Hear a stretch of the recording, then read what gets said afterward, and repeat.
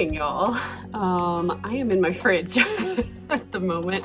I was putting some scraps in our kitchen scraps bag. Kind of gross, I know, but we have a friend who has a farm slash ranch and he's got chickens, and one of the things we do is we fill up a gallon Ziploc bag with kitchen scraps in exchange for eggs, fresh eggs from his chickens. That's just kind of how it works, because he uses the scraps to create these like mealworm things. I don't really know how he does it. He's got a whole little operation going there, but that's kind of how we do it. I love little things like that, like kind of just sustainable living and fresh, non-hormone injected eggs. And I love like making use out of what would normally just go in the trash, and then it eventually just helps feed the chickens through his whole process. And I don't know, I just love that. I think it's so cool. So that's what I was doing in here. I was putting some kitchen scraps in our kitchen scraps bag. Other than that, it is Friday, June 10th, I want to say. So it's the start of the Dip into Summer Readathon. It's just a quick like 48-hour readathon. It's Friday and Saturday, so today and tomorrow. And if you're not familiar with this readathon, it's on Live with Liv's library. Lives with Liv's library. Try to say that 5 times fast. Anyway, it is on her Patreon, and so if you're not subscribed there, you might not have seen it, but go subscribe. It's like $2 or $3 to be a member for Patreon and to support her channel. And she's got all kinds of amazing content and extra videos that you don't get on YouTube. So I really love it. And they're doing a Dip into Summer readathon. Y'all may have seen me talk about it in my June TBR. So I've got some books I'll be reading, stuff like that, and I really need to get out of the fridge. So let me talk to y'all in a second. Where was I? I think I was just telling y'all about the Dip into Summer readathon that basically starts today, continues into tomorrow, and admittedly, I've cheated a little bit. I started early and read From Below by Darcy Coates because I work full-time. So even though it's Friday, I have to go to work for 8 hours and be productive. So I don't get to read all day like some people do, which is wonderful if you can. I just don't get to do that. So I started early and read From Below by Darcy Coates, which I'll talk more in depth about all this later, but right now it is about 7:15 in the morning and I have to get to work by 8. So I don't have too much time, but I just wanted to check in and kick off the vlog. I am making my lunch for work. I've got like my cucumber tomato salad thingy that I make with some lemon pepper chicken, one of my absolute favorites. I love taking my lunch to work. Saves money, keeps me healthy, and I don't have to go anywhere. I can just stay in the office and not waste gas, because everybody knows how expensive gas is now. Where am I going with this? I have no idea, but I hope it's kind of a chill Friday. I'm usually the only attorney in the office on Fridays, not because I'm like a weird workaholic or anything. That was me in a past life, and I am over that. I am not a workaholic anymore. And yeah, it's not because I'm a workaholic. It's just because that's kind of how everybody's schedules work out. Some people in our office work 4/10s, which is 4 days a week, 10 hours a day, so that they can have 1 day a week off, and most people choose Fridays. And some of us work 8/5s, which is 5 days a week, 8 hours a day, and we get to work from home one of those days, which the 8 to 5 schedule worked better for me because it allows me time to work out and doesn't cut into my family time as much. So that's what I do. And as far as the day that I picked to work from home, I picked Mondays. I was like, that's like the best day to work from home in my opinion, because on Sunday, usually you're sitting there going, ugh, I gotta get up. You know, the weekend's over, I gotta get up tomorrow and go to work. But for me, yes, I have to still get up, get dressed, fire up the computer and work, but it's like easier. I don't have to get dressed in a suit, and I don't have to go anywhere, and I have my full kitchen at my disposal anytime I want a snack. So it just like helps me ease into the work week. It's great. I love working from home on Mondays. But as a result, that means most of the attorneys, except me, are out on Fridays. So it's just me holding down the fort with our two amazing paralegals. And yeah, so hopefully there's not a ton of fires to put out today. I don't know how interesting this vlog is really going to be because it's only for 2 days and I work one of those days. But I figured, why not? I've got to keep practicing at this vlog thing. One of these days I'm going to get as good as Liv is from Liv's Library, whose readathon we're doing today. Her vlogs are incredible because I think she's a pro photographer as one of her side jobs. So her content is just top-notch quality. And I'm rambling and have no point to this and have no idea where this train is going. But yeah, got my little lunch packed. Gonna put it in my lunchbox and get to work. I'll check in with y'all later.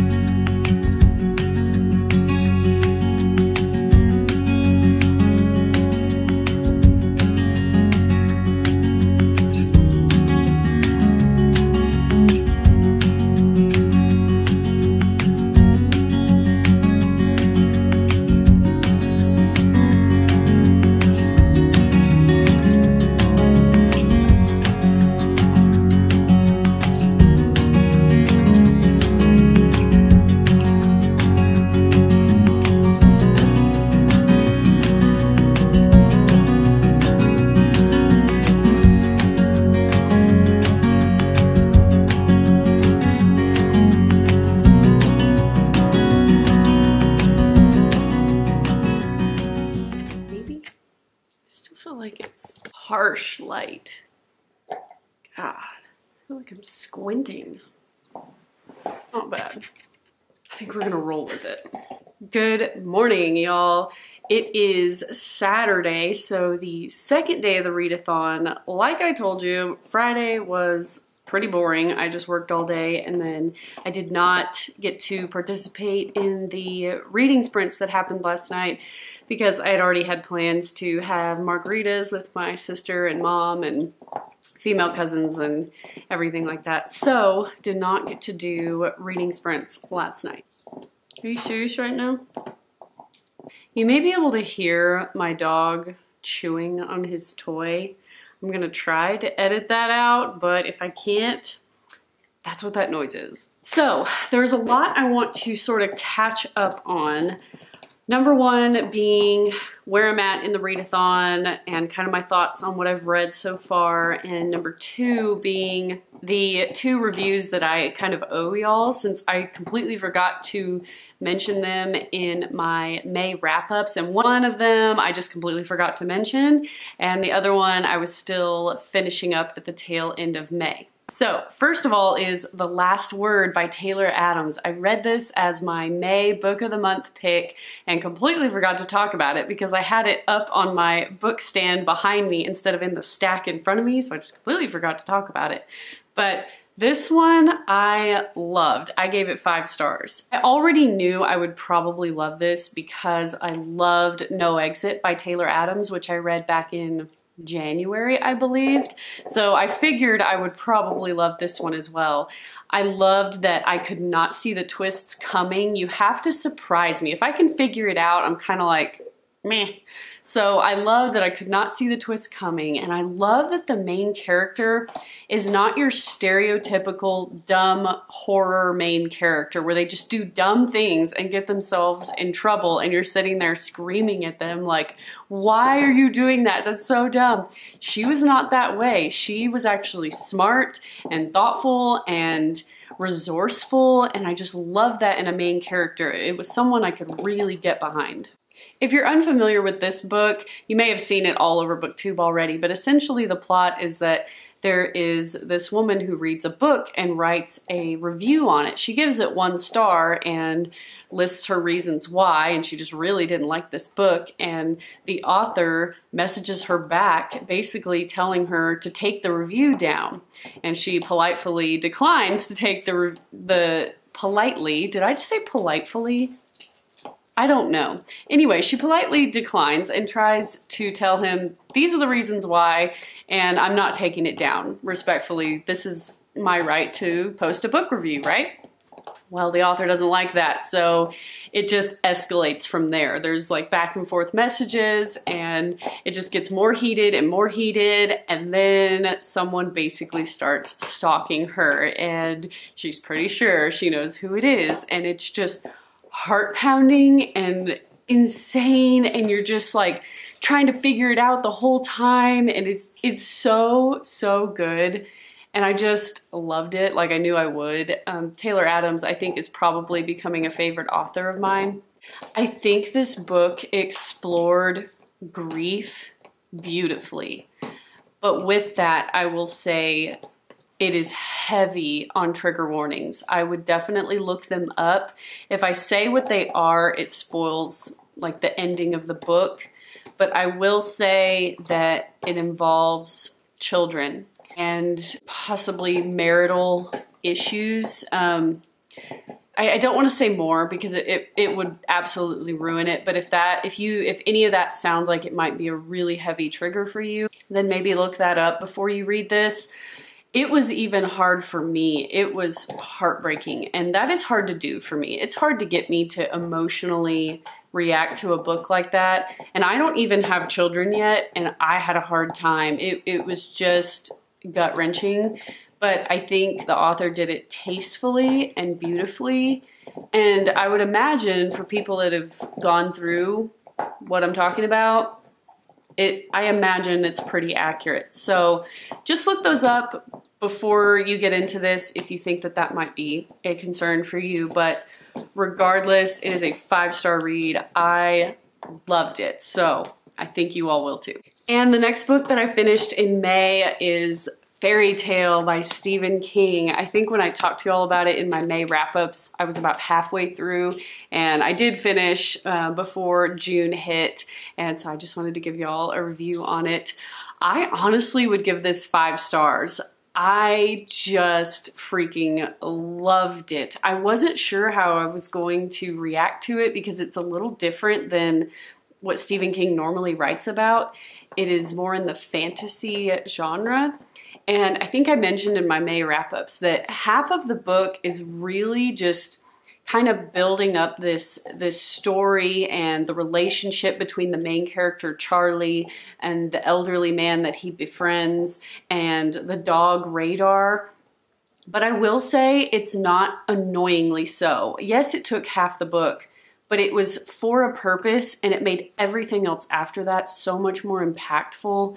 And I think you'd really enjoy it because it's such a heartwarming story about these relationships and how it's all building, and you're sitting there for half the book thinking, okay, where's the fantasy part coming in? But if you're thinking that, hang in there until the second half of the book. I promise you won't be disappointed. It picks up in a big way, but you have to develop those relationships and that backstory first for the rest of it to really make sense. I just loved it. It was just amazing. It almost had like I don't know if this is accurate, but almost like a Narnia vibe where, you know, there's this like whole other world. Basically in Narnia, it's within a wardrobe, and here, I don't want to say too much, but there's this whole other world that Charlie discovers. Obviously it's a fantasy, so you can imagine. It's so hard to talk about this book without spoiling it, but it's just incredible. If you're unfamiliar with the plot, essentially there's this 17-year-old boy named Charlie, and he has pretty a normal childhood except for the fact that his mom died in like a really horrific car accident. And because of that, his dad starts drinking pretty heavily, and maybe that's a possible trigger warning for people. There is some talk of addiction and things like that. And so there was a period in Charlie's childhood that was difficult because of his dad's drinking, but it's also a very important part of the story in that there's something that happens during that period in his childhood that leads him to feel like he has some atoning to do, and that's how he sort of gets linked up with the elderly man and the dog Radar. It's hard to explain why without spoilers, but he essentially is riding on his bike down the street one day and he hears a dog barking, and he knows that it's the bark of this elderly man's dog, and it sounds like agitated. It doesn't sound like a, you know, like a regular dog bark. It sounds like something's wrong. So he goes and investigates and finds out the old man has fallen and needs help. So Charlie calls the ambulance, helps him out, all the things, right? He becomes kind of a little local hero for doing this, and the old man has to be in the hospital for a long time, and he has nobody to watch his dog Radar. Enter Charlie. Charlie's like, hey, I'll watch your dog. No problem. And that's how the start of their relationship begins. And it just gets deeper and deeper, and more things start getting uncovered, and it just goes from there. And I really wish I could talk more about it, but it would just spoil the experience for y'all. It is a large book, but you know, it's Stephen King, so like he always has large books, but it is so good. It feels just fast-paced, kind of. I don't know that it is fast-paced, but it's so easy to read. You feel like you fly through it. And it's just so good. And I love that, I'm not trying to spoil anything again, but like I loved the ending. I feel like it wrapped everything up in a really satisfying way. Part of me wanted it to go the other way, but it didn't, and I was still okay with it. For certain reasons, I wish I could talk to someone who has read this because there's so much to unpack, so much to say. But it is just beautiful, classic Stephen King writing, and I loved it. I highly enjoyed it. I highly recommend it. I think it's becoming one of my top favorite Stephen King books. And granted, I haven't read a ton of his, but I've read a pretty good number. So of the ones I've read, I think it's definitely one of my favorites. I loved it. I would highly recommend that y'all read it. I don't know if I said, but pretty sure I gave it 5 stars. And I love the characters. And I love dogs. So a dog main character is just, I don't know, awesome. And I'm rambling, but I just loved it. I loved it. I loved it. So good. Pick it up, read it. Let me know what you think if you've already read it. So next up, as far as the Dip into Summer Readathon that I've been participating in, the first book that I read is From Below by Darcy Coates. This one was good. I'd have to go back and look at my Goodreads, but I think I gave this a 3 star.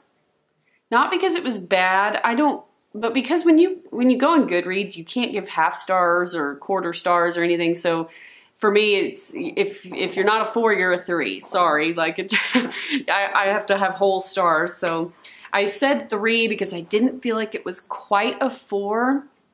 But I'm still torn between a 3 and a 4 star because I did enjoy it.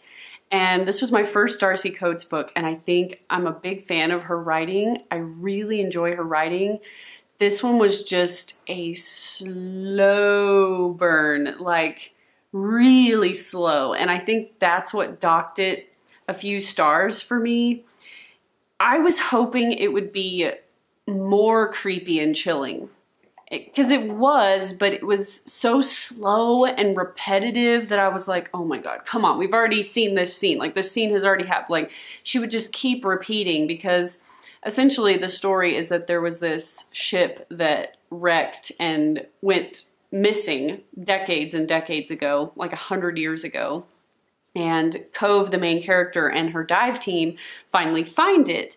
And their mission is to dive down and get some video footage of this ship and make a documentary out of it, right? So they do this, and essentially in order to make this documentary, they have to dive down 3 times, which is difficult because this ship is like 300 feet deep, which is really deep for a human to dive. Like there's a lot that could go wrong with you physically. So there's already that danger. So I loved that aspect because it was very claustrophobic feeling, and you were just like, I don't know, antsy and I don't know, I just kept like having to remind myself to breathe because I was getting so nervous for them.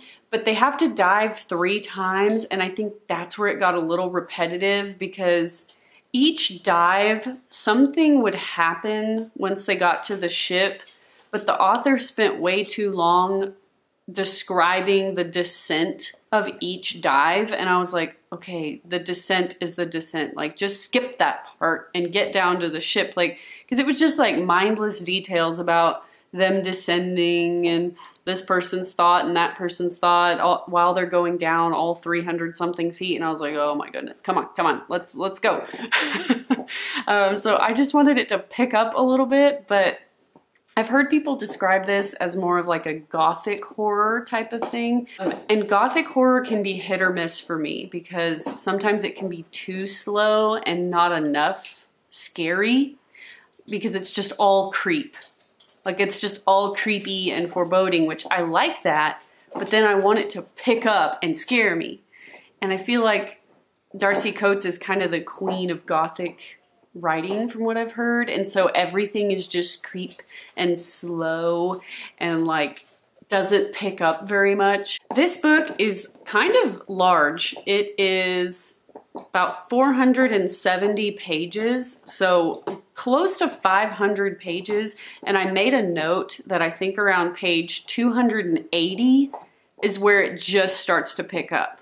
So you have to get almost 300 pages in, which is the length of most books in their entirety. You have to get almost 300 pages in for it to really start picking up. So that's what I mean when I say it's very, very slow burn, but I do love the plot. I love space and ocean exploration horror where there's like this team that has to explore either space or the ocean, and I love that kind of claustrophobic, otherworldly horror. Because, unpopular opinion, I loved Dead Silence by S.A. Barnes. I feel like some people didn't, and I loved it. It's because it's a very similar story. It's this crew that goes and finds this ship that went missing years and years and years ago, and all of a sudden bad stuff starts happening. So if you liked Dead Silence, you'd probably like this one, and vice versa. This one's just a lot slower than Dead Silence. I feel like Dead Silence picked up the pace better, and it still held plenty of creep and foreboding. So I don't know. I think that's why it's got like a 3, possibly 4. If y'all have read this, let me know what you thought, because I really did enjoy it, and it makes me want to pick up more Darcy Coates books, but I just felt like the slowness was almost off-putting. Like, I started skimming just to get to the good stuff, and I was like waiting for the book to pick up and be over with. And you shouldn't feel that way about a book. You should be like so engrossed in it and not even realize what page you're on. So yeah, I'm rambling, but that's kind of my thoughts on this one. Not a bad read, just I think it could have been a lot shorter. It was very, you know, repetitive and slow, but otherwise, pretty good book. The second book I've been reading for the readathon is The Last House Guest by Megan Miranda, and I am on page, let's see, about 70. So I haven't gotten that far in yet. I didn't get any reading done yesterday. It was just crazy. But already I love it more than The Only Survivors, her recent release. So I think if 70 pages in, I'm already loving it more, then it's probably going to be good. We'll just have to see where it goes. I love the characters, and the summer vibes are heavy in this in the best way. Like, it is just everything that I love about summer. There's campfires on the beach and beach houses and coastal life, and all with this like thrilling storyline. So far, only 70 pages in, and I am loving it, so I will have to update y'all on that one a little bit later. Basically, all the books that I wanted to update y'all on, I had some that I needed to review and let y'all know how I felt about it, and I got y'all caught up on where I'm at with the readathon. Hopefully that was kind of fun. I don't know where the rest of this vlog is going. It is Saturday, and it is not quite 9 a.m. yet. So I've got a whole day ahead of me, I don't know what I'll get up to. Hopefully lots of reading. I need to get further into The Last House Guest by Megan Miranda. But if I go anywhere, I'll try to take y'all along and we'll just see where the day takes us.